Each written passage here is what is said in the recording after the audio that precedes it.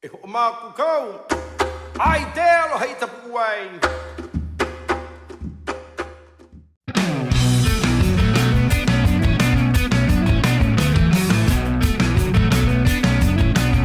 Welcome to the Trampoline on Fire podcast.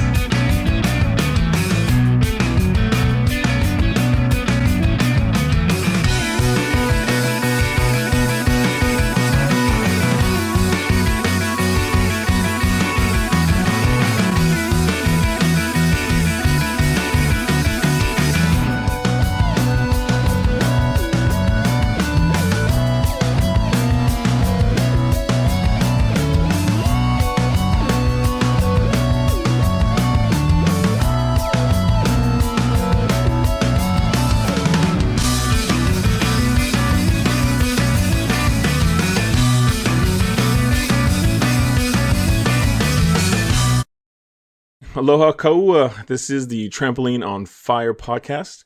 I'm your host, Karl Muncie, and with me still is the lovely Quinn Ryan. Hey. We used to be on 61.2 FM, but radio died a slow death, and now we have a podcast. Please, before anything else, like this video, and then subscribe to this channel, and you'll get all of our updates as they come out. Please, do it now. Subscribe now. I'll wait.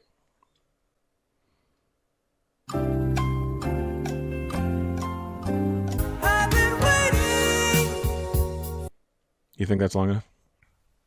Yes, I do. So what even is this show now?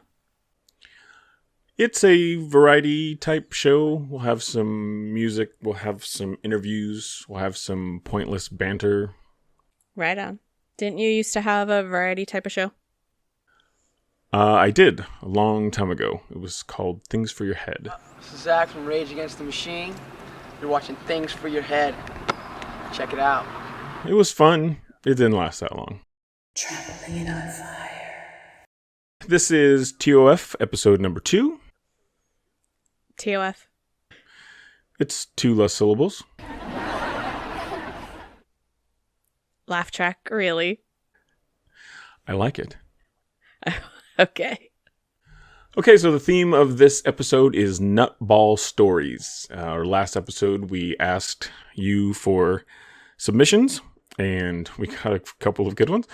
Our next episode's theme is going to be nutball dreams. So if you have a particularly... That's going to be so good. I know. If you have a particularly weird dream and you'd like to share it with us, write us please at trampolineonfire@gmail.com.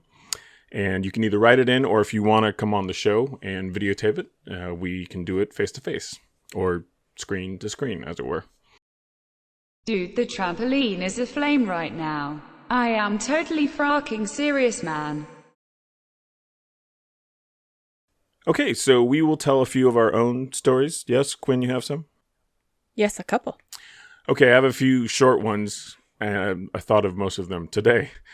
I was at the gas station. I bought a lottery ticket, which I don't know why I almost never do that.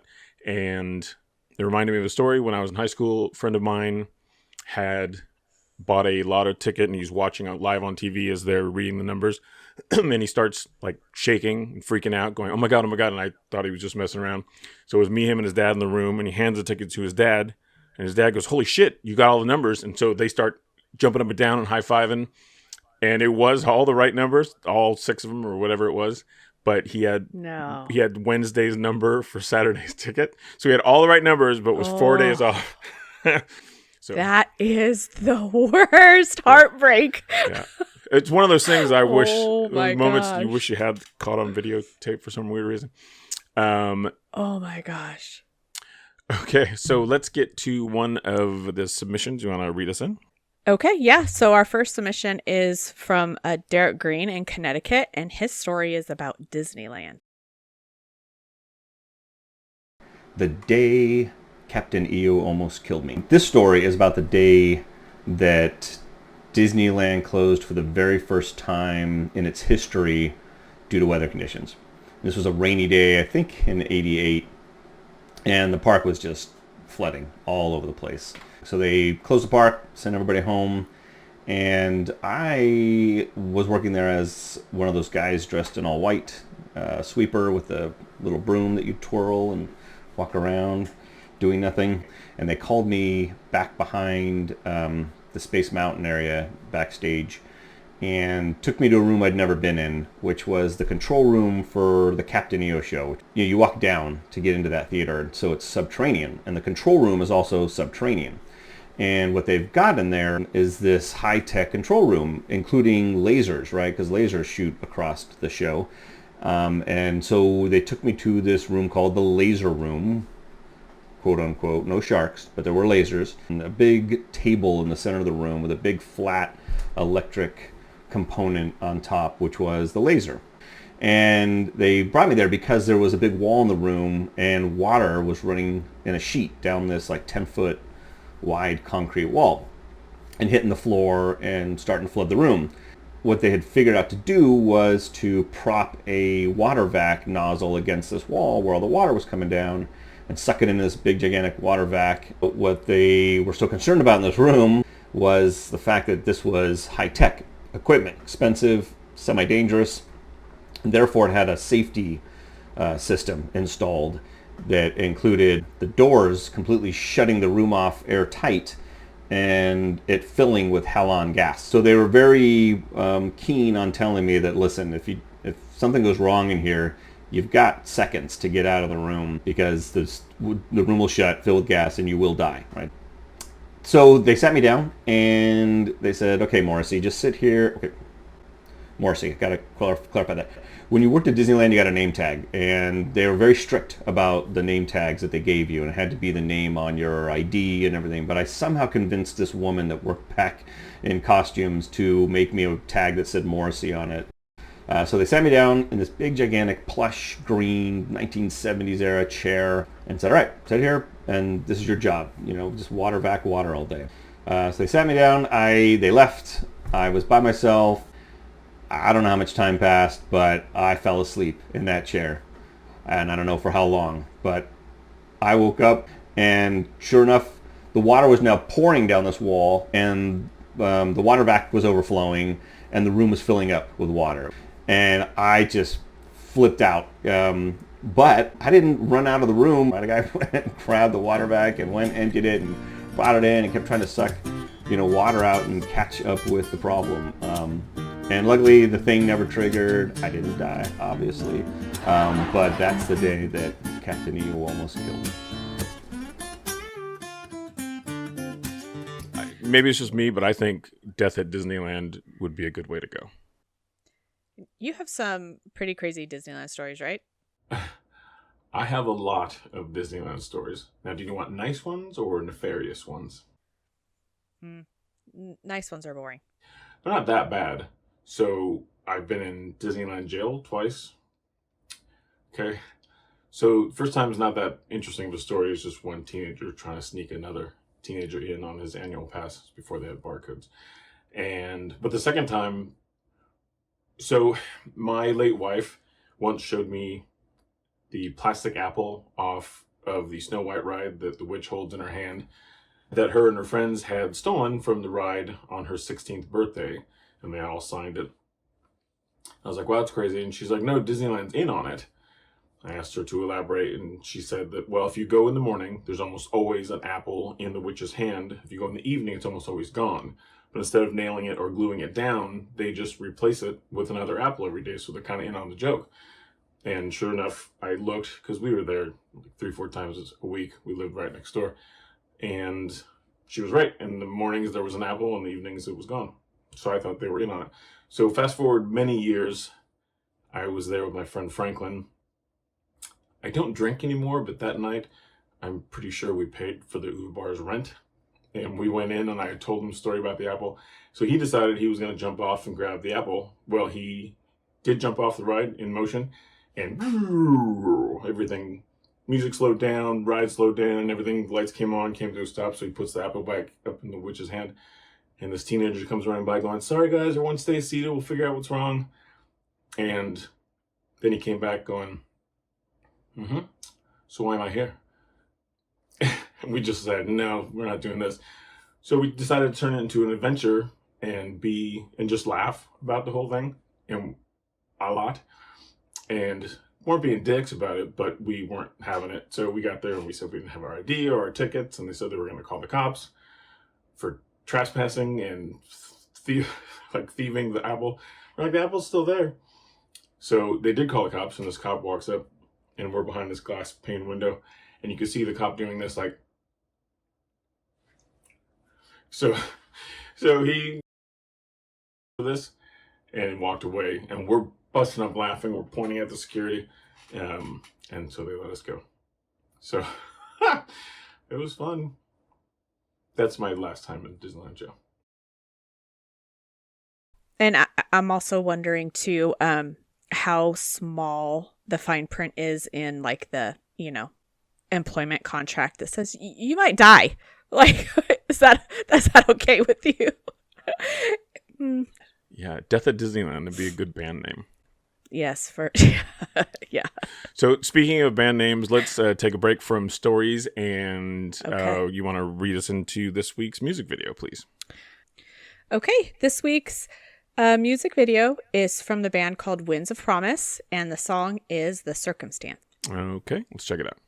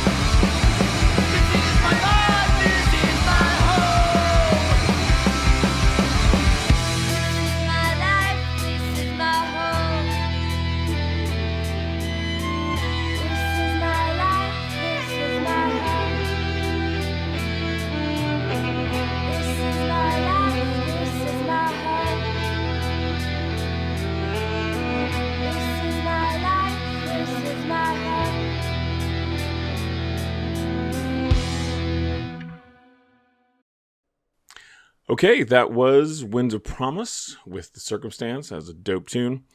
The singer of that band is one Mr. Joe Nelson, and as a bonus to that music video, I have a clip of him back in high school playing football. He's receiver in this clip, and he catches a long pass. Let's check it out.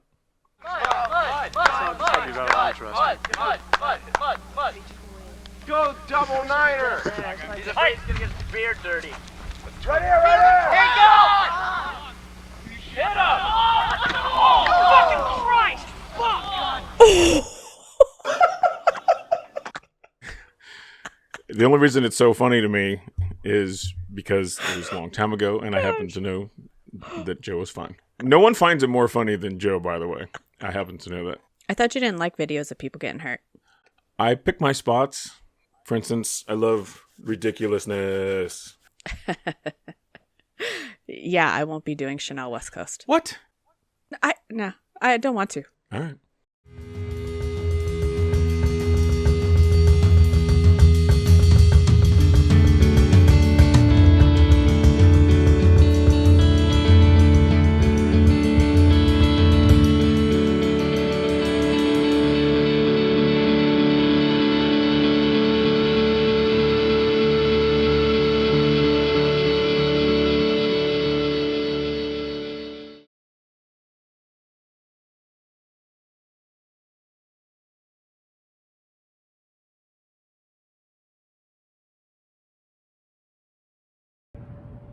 A tour story. I can't remember the years. I think maybe 2007, 2008. We were touring supporting a Perfectionist Blacklist. We were doing a West Coast tour, going to this venue in Oregon. We're supposed to have a interview with a radio station, college radio station in the area. We get our gear, we offload the gear to the venue, which is an underground type of vibration. So we go to the college radio station, do the interview, they play a song on the radio. Program director didn't show up. So we go back to the venue, start setting up, do the show, start the show. I'm on stage doing my thing, you know, looking out to the crowd. And a little bit further out, I see like a person, appears to be a person dressed like Britney Spears, old school. Pigtails, plaid skirt, sweater over the shoulder, the whole thing. So we keep doing our thing, we're rocking. Person gets closer, appears to be a man dressed up in this outfit. Person standing in front of my gear the whole show, rooting me on. So after the show, we get introduced. We've come to find out that this person is the actual program director for the college radio station. The rest of the night, what I'm noticing is that this person has a crush on me. After the show, we go to a little after party bar thing. Some of the cats in the neighborhood were hanging out, playing the guitar and drinking. So we go into the place. I'm at the very end of the table, and the program director comes and sits all the way down next to me on the left. I'm just like, okay, let me just be kind of respectful here. And then, you know, after a while, I just said, you know what, man, we gotta go. We gotta go back to the hotel all night. Had the man crush. Crazy night. Good show, though. Good performance. One of the fans who were following us on Facebook came to the show, and she worked at a Denny's. And in Oregon, the Denny's used to have a separate space where they sell alcohol. So after the show, we get there, we're hanging out, and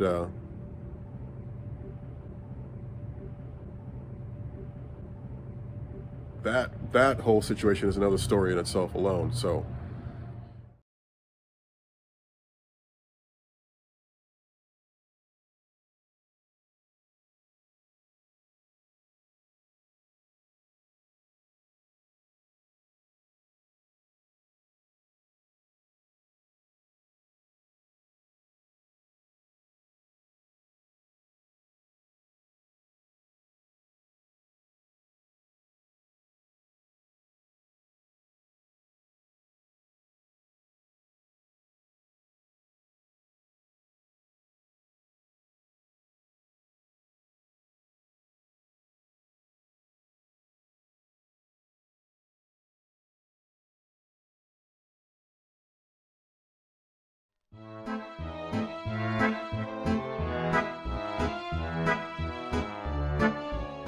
Hello everyone, my name is Lila Alexeyevna Mashkova and I'm sending you aloha from Snow Russia, Moscow. here are my greetings. So here I am with my shelter buddy, Pushok. Here he is. Давай, Pushok, посмотри в камеру, Pushok. Pushok. Okay.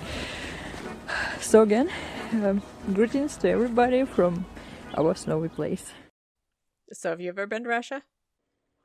No, I'm actually trying to go this year, but COVID's throwing monkey wrenches in my program. We should go together and interview Pussy Riot. And Edward Snowden. And Alex Ovechkin. He's in Washington. Sergei Polunin. Yes. But he's probably not there either. He might be hanging in Washington with Ovi.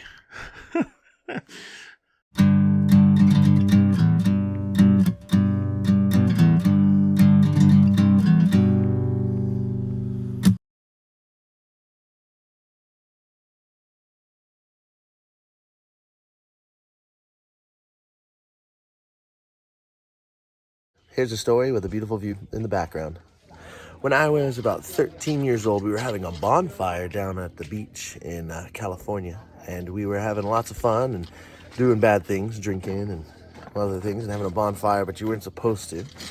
And as we were down there, we noticed something over by the lifeguard tower, and we thought it was a pole. So we started throwing rocks at it to try to hit the pole, trying to hit the pole, and then one of my friends said, "There's no pole there. I don't know what that is." And so we started to investigate, and when we got there, it was actually a guy standing there with an axe, just watching us. We proceeded to yell at him and chase him off, but that was a weird and creepy story.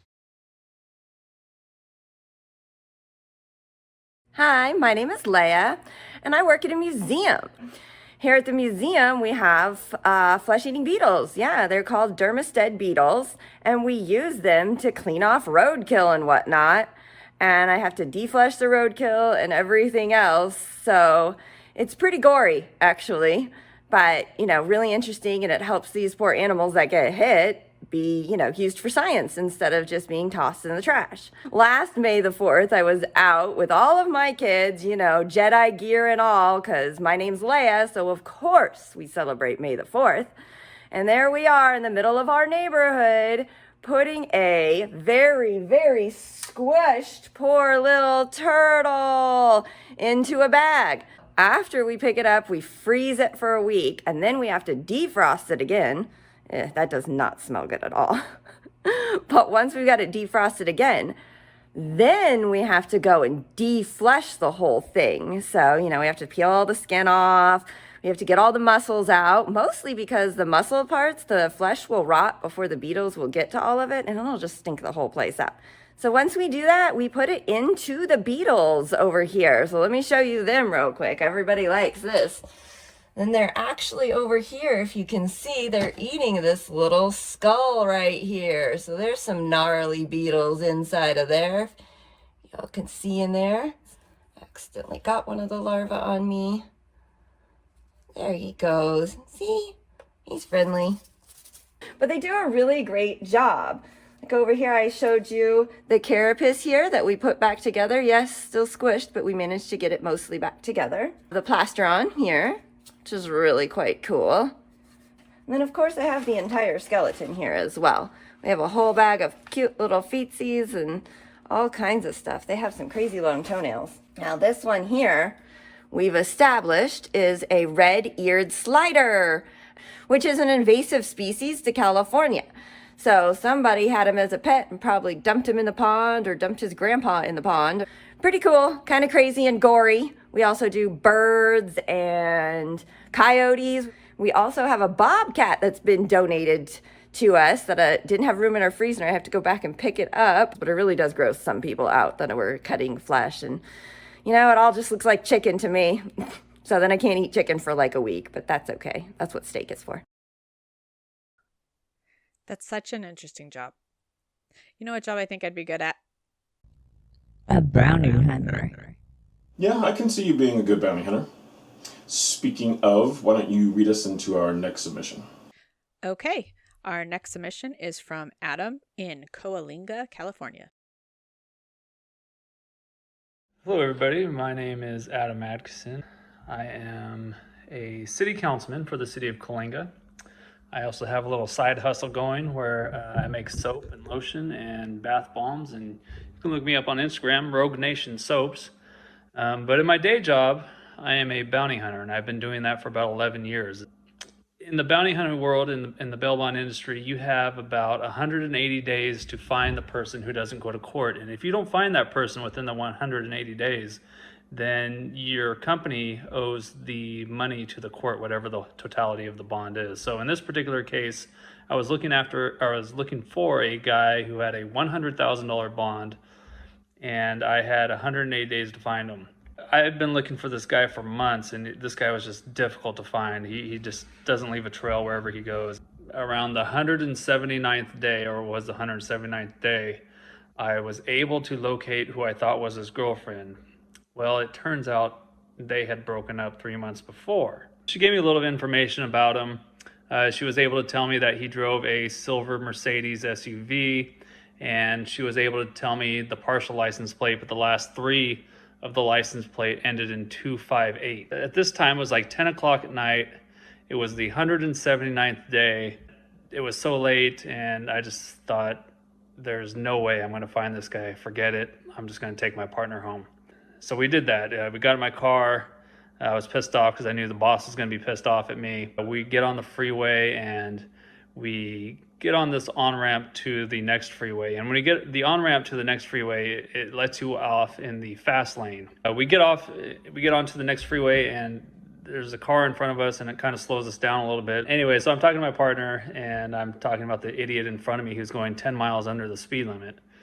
And I look at the car, and I noticed that the last 3 were 258. And then I noticed that it's a silver Mercedes SUV. And I kept thinking, how is this possible? There's no way this is real. This can't be true. In Fresno County, you got over 1 million people in Fresno County. How does it happen on the 179th day, the last hour left, I run into this car? So I told my partner, I'm like, Jordan, look at this car. Just like she said, a silver SUV, last 3 are 258. At this time, we had already taken off all our guns and our equipment because it's just uncomfortable to have. We start following this guy, and he goes to the gas station, and sure enough, he gets out, and that's the guy I'm looking for, my defendant.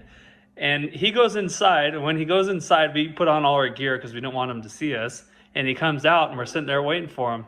What are the chances of that? I end up rolling up right behind him on the freeway at like 11 o'clock at night. That's just a crazy story. It's not one that you usually hear. Usually people want to hear about the fights and everything else. But anyways, glad I can contribute to this. Love you all. Bye.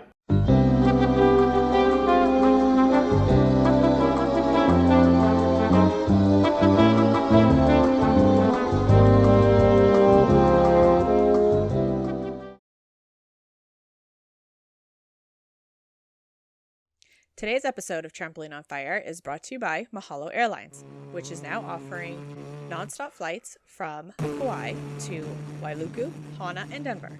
Use promotional code RAP to get 100% off your next flight.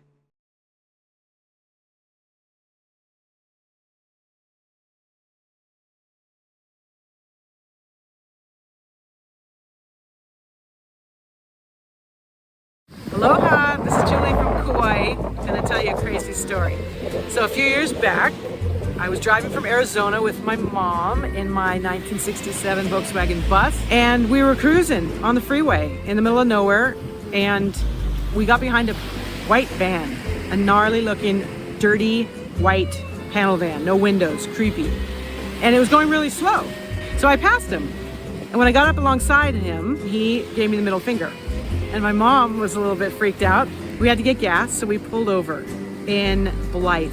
Horrible place, Blythe. And behind me, I see the van coming down the off-ramp. So I go to the gas station, and I tell my mom, go call the cops. Because I had a feeling, I had a gut feeling. And he gets out of his van, and I see him, and he's gnarly, white wife beater, dirty teeth, creepy. Comes to my window and he taps on my window. So I open my Volkswagen bus window, and he's like, you effing, you cut me off, totally threatening. And I closed the window and he walked away. So the cops came. They said, well, we can only contain him for an hour. And they said, well, we can check him, we can check his record. And lo and behold, he had one, but they couldn't tell us what for. And he had a gun. He had a gun because he was legally able to as a resident of Arizona. And they said that he was going to the dentist on a Saturday in California.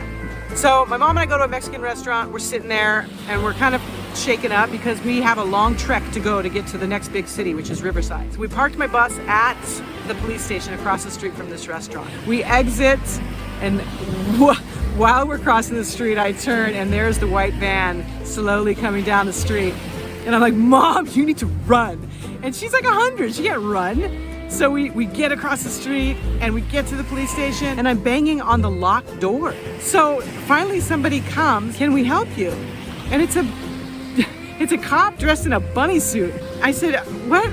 Can you help us? Like, there's a creepy guy, he's chasing us, he's following us, he's gonna kill us. And he was more interested in my bus than about us being killed. And I'm very happy about talking about my bus. Believe me, I can do that for hours. But I'm like, dude, we need to go home. And he said, okay, basically going into a caravan onto the freeway for about 15 miles and then you're off on your own. So we get on the freeway, we're all looking around the streets for this guy, even the cops don't know where he is. And if you've been to Blythe, it could suck him up and kill him, which I was hoping it would. So we went, and my little bus never went so fast. They stayed for about 25 miles. I was white knuckling it, my mom was freaking out, and we finally did get to Riverside, which felt like, you know, Oz, basically, because we had civilization, we had help, we had payphones. So anyhow, it was pretty creepy, but all is good. Trampoline's on fire, watch it.